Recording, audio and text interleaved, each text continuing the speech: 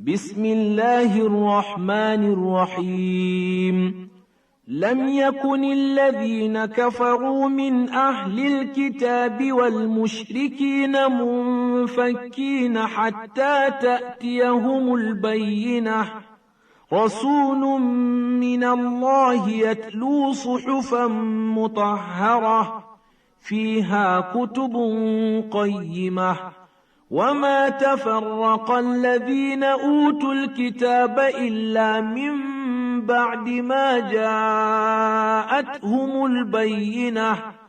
وما أمروا إلا ليعبدوا الله مخلصين له الدين حنفاء ويقيموا الصلاة ويؤتوا الزكاة وذلك دين القيمة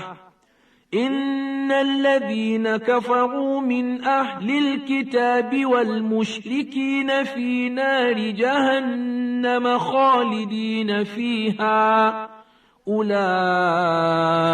هم شر البرية إن الذين آمنوا وعملوا الصالحات أولئك هم خير البرية جزاؤهم عند ربهم جنات عدن تجري من تحتها الأنهار خالدين فيها أبدا رضي الله عنهم ورضوا عنه ذلك لمن خشي ربه